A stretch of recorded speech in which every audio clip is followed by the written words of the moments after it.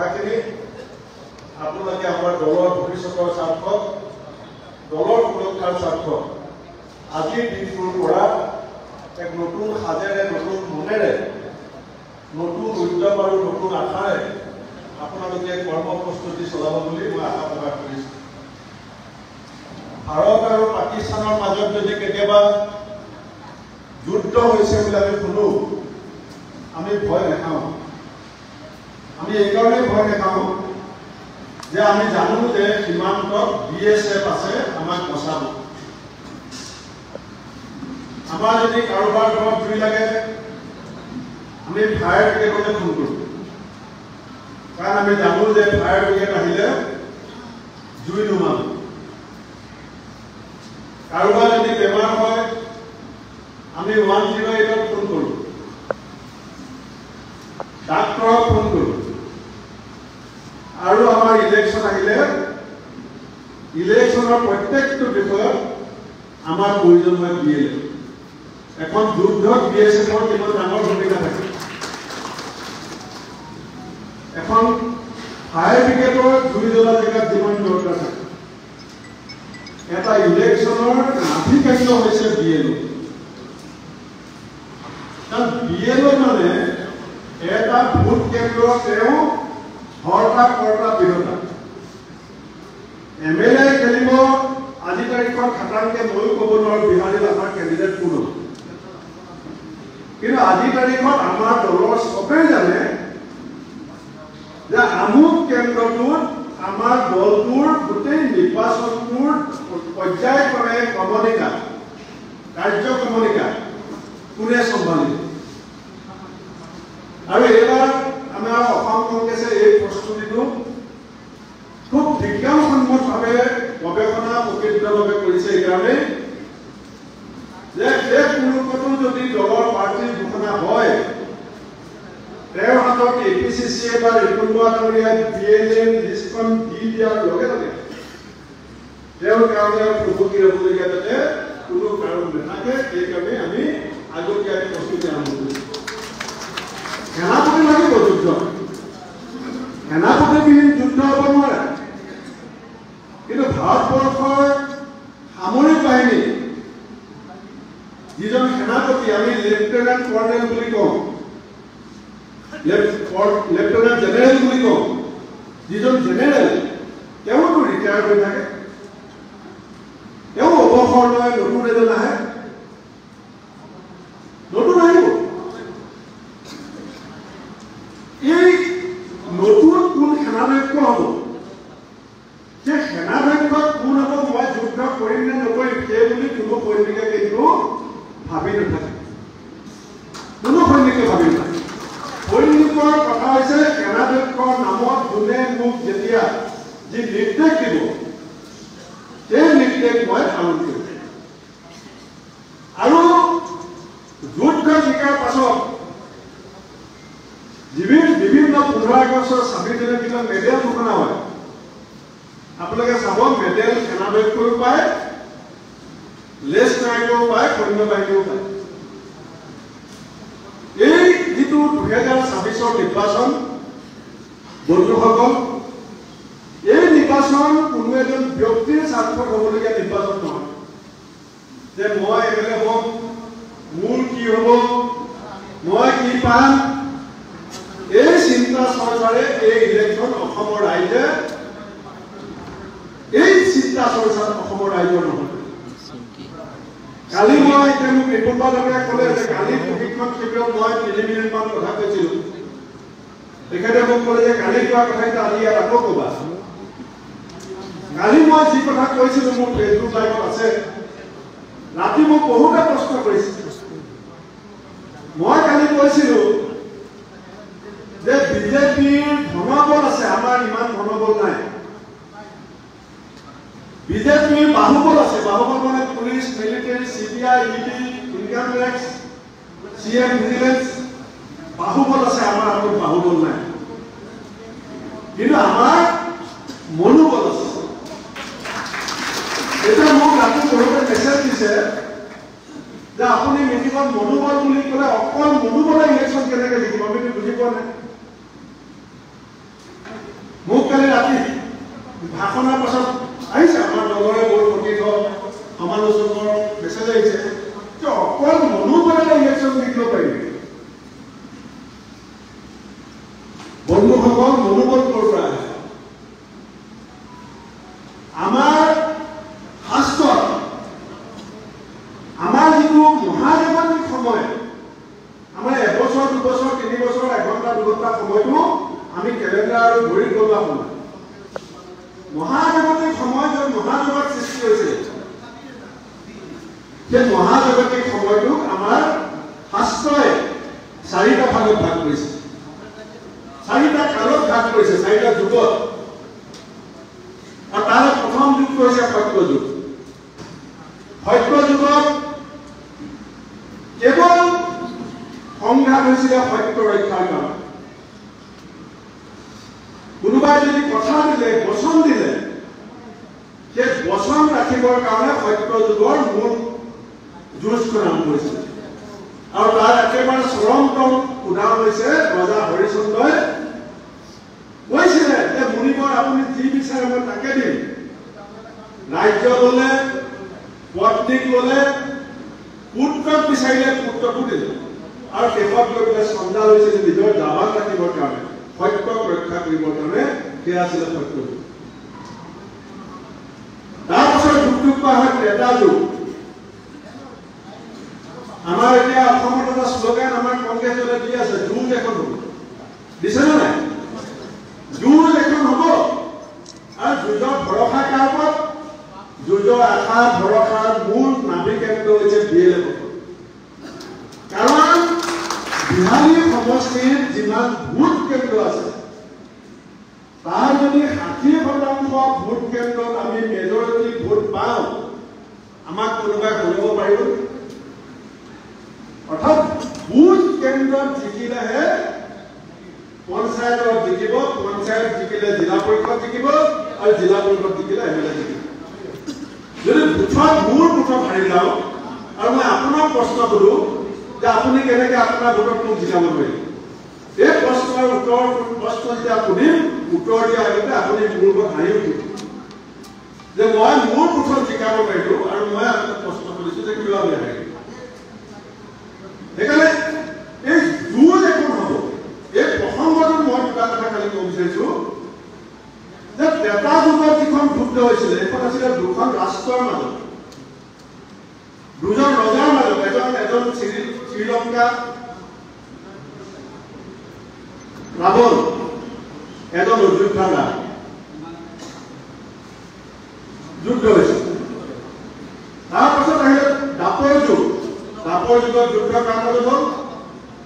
এটা পৰিয়ালৰ মাজত, পাণ্ডৱ আৰু কৌৰৱ, দেউতাক আৰু বৰদেউতাকৰ পিতেক।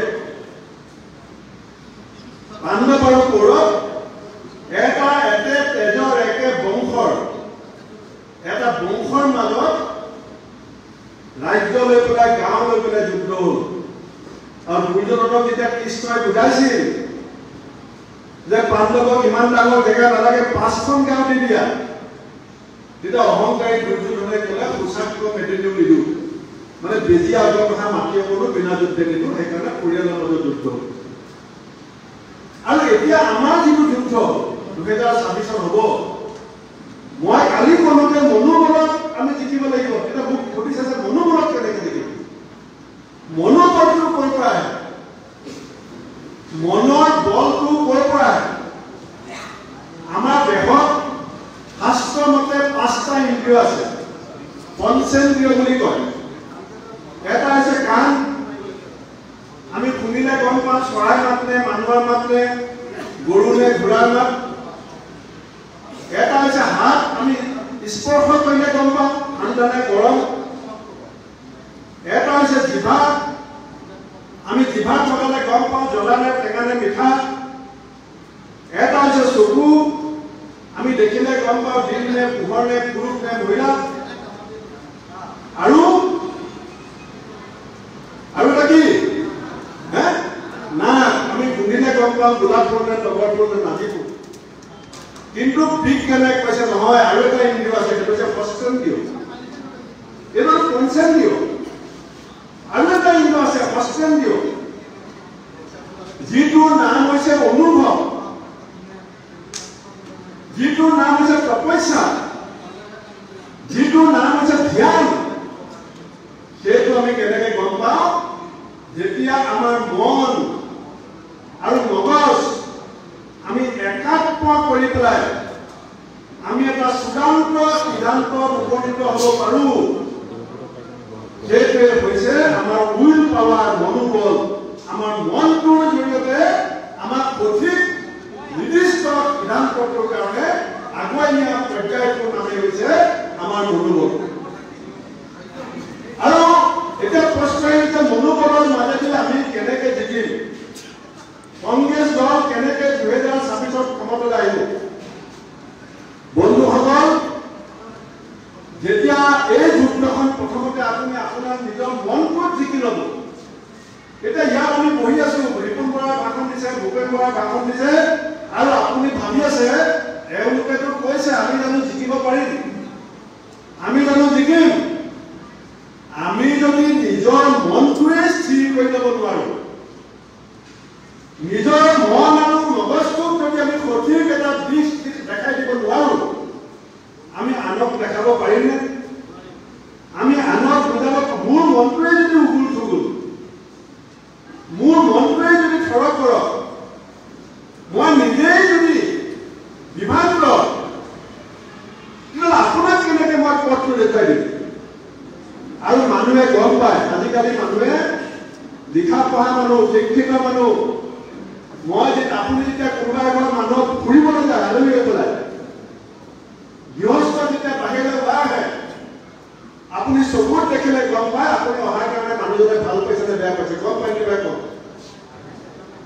আপুনি মানুহ এঘৰত গৈ কলিং বেলটো টিপাৰ পাছত যেতিয়া গৃহস্থ বাহিৰলৈ ওলাই আহে, চকুৱে চকুৱে চাই, তেতিয়া আপুনি গৃহস্থ, আপুনি যোৱাটো ভাল পাইছে নে বেয়া পাইছে, হাঁহিছে নে তাই অহা, মুখখন আপোনাক দেখি গুমুঠা কৰিছে নে কেনেকুৱা কৰিছে, চকুকেইটা কেনেকুৱা চাই আপুনি গম পাই যায় যে আপোনাৰ গৃহস্থ অহাটো এই সময়ত ভাল পাইছে নে বেয়া পাইছে।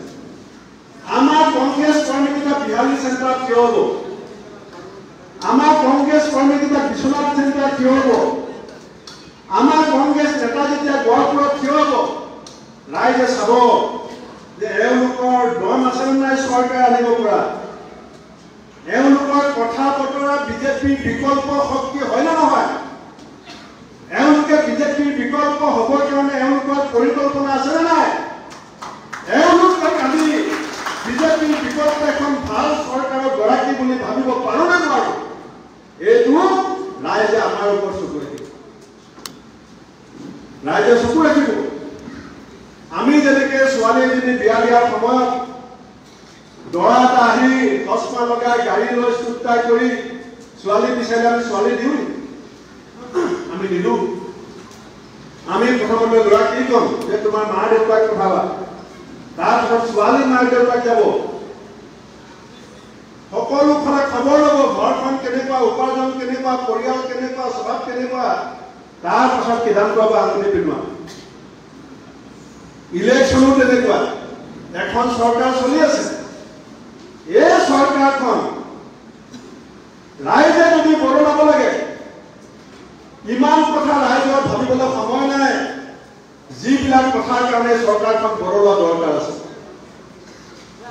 যিবিলাক কথাৰ কাৰণে চৰকাৰখন বদলোৱা দৰকাৰ আছে, সেই কথাবিলাক বাগানৰ চাহ শ্ৰমিকক কোনে মনত পেলাই দিব, সেই কথাবিলাক পথাৰত ধান ৰুই থকা মহিলাসকলক কোনে মনত পেলাই দিব, বানপানী গৰাখহনীয়াত ককপকাই থকা মানুহখিনিক কোনে মনত পেলাই দিব, PWDৰ এতিয়া দুপৰীয়া ৰ'দত কাম কৰি থকা শ্ৰমিকসকলক কোনে মনত পেলাই দিব।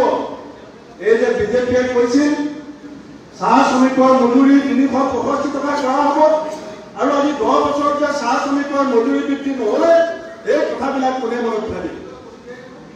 এই যে তৰুণ গগৈ ডাঙৰীয়াক যে হিমন্ত বিশ্ব শৰ্মাই প্ৰশ্ন সুধিছিল যে তৰুণ গগৈ ডাঙৰীয়া, অসমত 24 লাখ নিবনুৱা আছে, এওঁলোকৰ সংস্থাপনৰ দায়িত্ব আপুনি কেতিয়া ল'ব?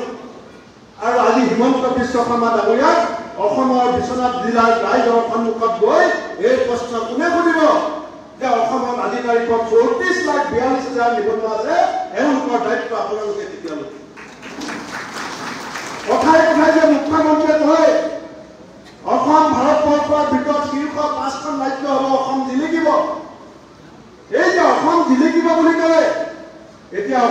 ক'ত কি লিখিছে এতিয়া ভাৰতবৰ্ষৰ ভিতৰত ঘৰুৱা ৰাজ্যত অসম এতিয়া 1 নম্বৰ 1.5 লাখ কোটি টকা এতিয়া আমি অসম ভাৰত ভোগ কৰি আছো 1 নম্বৰ মুখ্যমন্ত্ৰীয়ে কৈছিলে আমাৰ ৰাইজে বুজি নাপালে কৈছিলে যে ভাৰতবৰ্ষৰ ভিতৰত অসম শীৰ্ষ 5 তললৈ আহিব এতিয়া ভাৰত 1 নম্বৰ নিবনুৱা সমস্যাত অসম 1 নম্বৰ ওয়াইন শ্বপৰ সংখ্যা অসমত 1 নম্বৰ এতিয়া বেলেগ বেলেগ ৰাজ্যত যিমান কলেজ আছে অসমত সিমান ওয়াইন শ্বপ আছে বেলেগ বেলেগ ৰাজ্যত যিমান কলেজ ইউনিভাৰ্চিটি আছে মেডিকেল কলেজ ইঞ্জিনিয়াৰিং কলেজ যোগ কৰিলে যিমান হ'ব অসমত ওয়াইন শ্বপ তাতকৈ বেছি হ'ব হস্পিটেল আছে ডাক্তৰ নাই দৰৱ নাই গুৱাহাটী মেডিকেল কলেজত দেৱ শিশু আদি বিচনাৰ পৰা মৰি মৃত্যু হয় চাবলৈ নাৰ্ছ নাই